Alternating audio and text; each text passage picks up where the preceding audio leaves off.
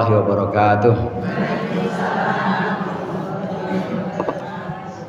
Alhamdulillah wassalatu wassalamu ala sayyidina Muhammadin ibni Abdillah wa ala alihi wa ashabihi wa man tabi'a hudahu wa jama'atah wa la hawla wa la quwwata illa billah.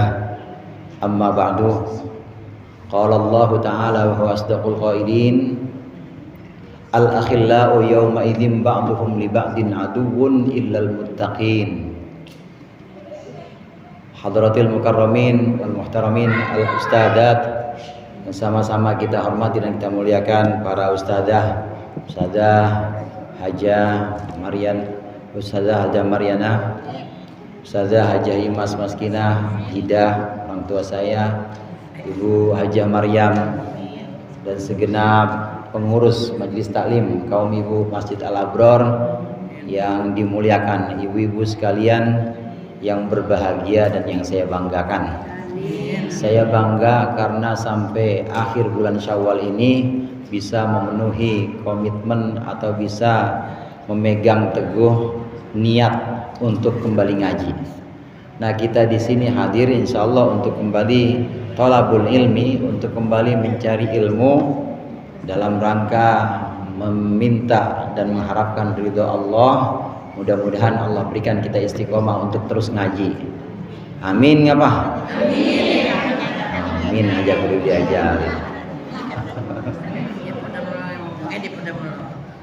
Saya lihat ini pada seragam, kecuali Paul. Iya, seragam. Alhamdulillah ketemu dalam keadaan sehat, ketemu dalam keadaan bahagia di sini melaksanakan acara pembukaan. Ibu-ibu sekalian, pengajian ibu-ibu atau pengajian kaum ibu di Masjid Al-Abror ini sudah, saya katakan sudah memenuhi syarat. Artinya sudah memenuhi syarat di sini. Pertama, zikirnya juga udah ada. Zikir dalam arti mengingat Allah. Saat kita melaksanakan pengajian, kemudian di situ ada pembacaan sholawat, kemudian ada pembacaan ratib, ada pembacaan surah-surah tertentu, Yasin misalnya, lengkap dengan tahlil dan doa wahbah, maka di situ sesungguhnya kita sedang mengingat Allah. Kita sedang mengingat Allah, dan Allah membanggakan orang yang menyebut, menuturkan namanya, nama Allah, tapi tidak tahu artinya. Walaupun tidak tahu artinya, tapi itu Allah banggakan. Karena bagaimana orang nggak tahu artinya, tapi terus-menerus menyebutkan zikir-zikir, menyebutkan ayat-ayat suci Al-Quran. Apalagi kalau tahu artinya. Kalau tahu artinya, saya yakin ibu-ibu lebih sering lagi ngajinya. Karena nikmat rasanya, Bu. Nikmat rasanya kita memahami Al-Quran, membaca dengan pemahaman itu sangat nikmat. Nah, yang belum paham aja udah merasakan nikmat, apalagi nanti Allah berikan pemahaman, itu pasti saya yakin ibu-ibu lebih rajin lagi. Bisa jadi lebih rajin dibanding saya ngajinya, karena udah tahu makna kandungan yang ada dalam ayat-ayat yang dibaca oleh ibu. Ini yang pertama, zikir. Kemudian yang kedua, tentunya dalam pengajian kita ada juga tadarus atau ada juga wiridan Al-Quran yang sifatnya mungkin umum di sini.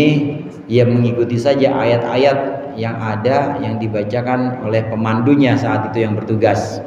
Jadi ibu-ibu tinggal ngikutin. Saya katakan sifatnya umum di sini karena memang sekedar ngikutin. Kalau mau khusus namanya privat. Nah, kalau privat ya datangnya ke Umiana. Jadi datang ke rumah Umi kalau mau privat. Tapi kalau umum ya bisa dalam pengajian-pengajian seperti di Al-Abror ini. Baca wiridannya misalnya udah sampai surat Az-Zukhruf. Sudah sampai surat Az-Zukhruf ayat sekian sampai sekian, minggu ini baca, ikutin. Nah, kalau mau lebih dalam lagi, lebih detail lagi tahu hukum-hukum Al-Quran, ya tentu harus privat. Tahu privat, Bu? Berapa pendaftaran, Mi? Gratis tuh kata Umi. Kalau mau privat berarti langsung datang, karena ini sifatnya lebih khusus dan juga lebih detail bacaan Al-Quran. Kemudian yang ketiga, selain itu di sini juga ada pengajian kitabnya. Pengajian kitab yang sedang kita baca, kitab Irsyadul Ibad. Kemudian oleh Ustadz Heru kitab Safinatun Najah. Ini juga merupakan kitab-kitab yang nanti insya Allah kita pulang bawa bekal. Kita pulang bukan hanya sekedar mengulang-ulang wirid, bukan hanya sekedar membacakan zikir yang memang tiap minggu rutin kita bacakan, tapi ada oleh-oleh yang kita pulang. Oleh-oleh yang kita bawa pulang itu berupa pengajian kitab, ngamalin misalnya bab terakhir kita kemarin tentang sholat jamaah, maka mengamalkan sholat jamaah. Bab terakhir sebelumnya tentang sholat sunnah, yang diantaranya ada sunnah wudhu, kita ngamalin tentang sunnah wudhu. Jadi sudah mencakup banyak hal. Tadi saya katakan pengajian di Al-Abror ini sudah memenuhi syarat, dan sudah sangat baik. Dan insya Allah pengajian-pengajian yang ada di sini di daerah Kebayoran Lama, Kebayoran Baru atau sekitarnya, saya yakin juga sudah memenuhi syarat itu. Ada pengajian Al-Quran, ada nggak Bu pengajian Al-Qurannya? Ada juga pembacaan zikir-zikir, ada nggak pembacaan zikirnya Bu? Ada juga pembacaan pengajian kitab di mana kita pulang bawa oleh-oleh ilmu maksudnya.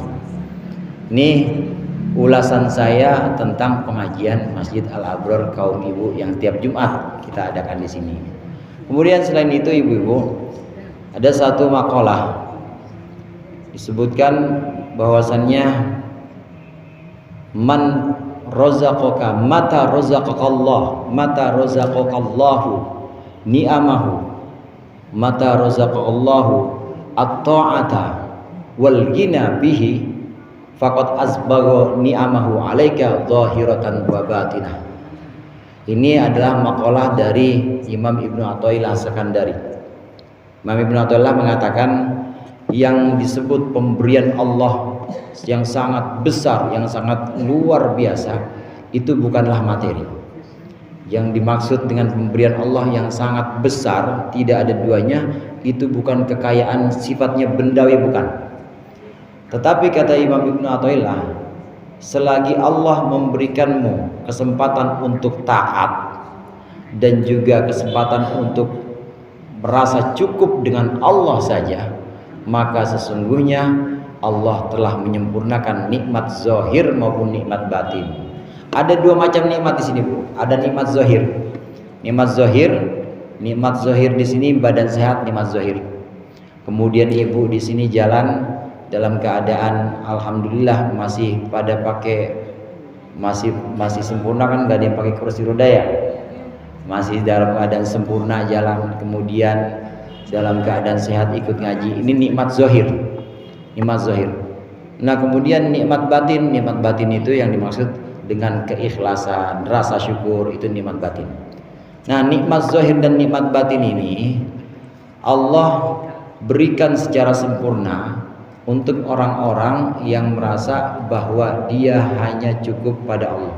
Contoh begini Bu, ada orang punya harta, punya benda, semuanya Allah berikan kelimpahan.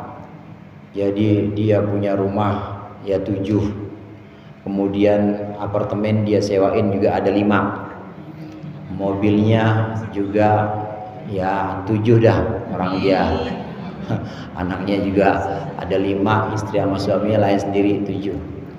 Tapi dalam hatinya grundel terus. Tahu grundel Bu? Ngedumel terus. Ini usaha segini begini-gini aja, dari dulu nggak naik-naik, dari dulu nggak tambah-tambah, dumel terus.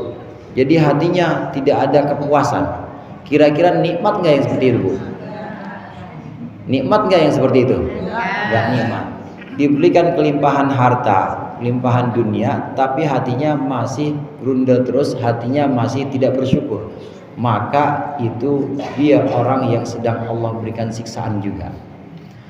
Oleh karenanya Imam Ibnu Athaillah As-Sakandari mengatakan sesungguhnya nikmat yang hakiki itu bukanlah nikmat materi yang seperti itu, tapi kita Allah takdirkan bisa ngaji dan kita merasa cukup dengan pemberian Allah, yaitu ditakdirkan ngaji. Kita ditakdirkan bisa sholat dan kita merasa cukup, alhamdulillah Allah takdirkan kita sholat. Kita ditakdirkan bisa puasa sunnah Senin Kemis, kemudian merasa alhamdulillah Allah takdirkan saya bisa puasa Senin Kamis, dikembalikan semuanya kepada Allah dalam rasa syukur, jadi ibadah sekaligus merasa terima kasih kepada Allah yang sudah bisa menuntun ibadah. Maka orang yang seperti ini sudah Allah berikan nikmat yang sebesar-besarnya, bukan materi, bukan yang sifatnya bendawi. Diberikan kesempatan buat taat lalu hatinya bersyukur, maka itu adalah nikmat yang sesungguhnya. Ini yang kita cari, artinya butuh kepada materi atau kita butuh kepada harta, ini sekedar untuk bekal kita. Ibu-ibu ngaji pakai jilbab nggak, Bu? Ada iurannya? Ada. Kira-kira datang ngaji itu ada iurannya juga nggak? Ada juga misalnya. Atau ngaji di tempat lain memang ada bayaran-bayarannya. Ya kita butuh materi memang. Tapi untuk bekal. Bekal untuk apa? Bekal untuk melaksanakan ketaatan atau ibadah kita. Tidak bisa dipungkiri kita butuh itu. Namun ya itu hanya sebagai bekal atau sebagai batu loncatan kita untuk taat dan untuk ibadah kepada Allah.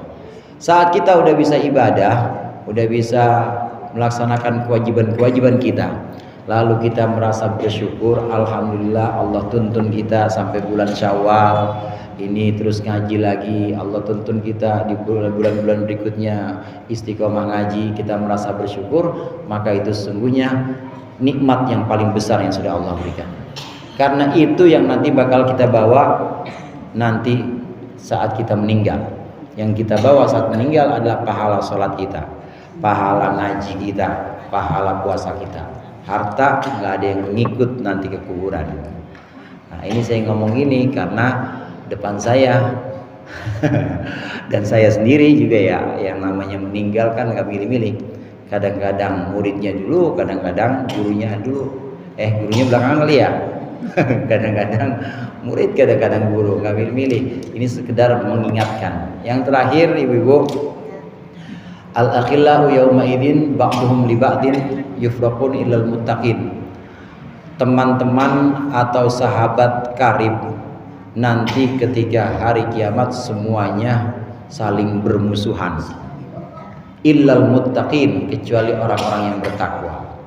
Orang-orang yang bertakwa dengan puasanya, orang-orang yang bertakwa dengan istiqomah ngajinya, orang-orang yang bertakwa dengan istiqomah melaksanakan amalan-amalan baik. Ini adalah orang-orang yang nanti di akhirat tidak bermusuhan. Insya Allah jamaah pengajian sama gurunya kumpul nanti sama-sama di surga. Amin. Jamaah pengajian di sini dengan jamaah pengajian di tempat lain, insya Allah kumpul juga nanti sama-sama surga. Karena sama-sama orang yang berusaha untuk jadi orang muttaqin. Nah, adapun orang-orang yang tidak muttaqin, orang-orang yang tidak berupaya untuk dekat-dekat masjid. Yang di sini kan orang yang dekat masjid semua nih ya. Ya, ada yang dagang di depan pai dekat masjid. Ada baba jimai dekat masjid semuanya. Ini orang-orang yang dekat masjid dan cinta kepada masjid, nanti di akhirat bakal sama-sama dengan jamaah masjid juga. Amin. Sama-sama di surganya Allah. Tapi yang jauh, yang merasa kalau ke masjid aja gatel, alergi Bu. Kalau ke masjid rasanya hatinya nggak tenang, dengar bacaan Quran itu panas. Kelihatannya di dunia ini temenan, tapi nanti di akhirat bakal musuhan. Bakal musuhan.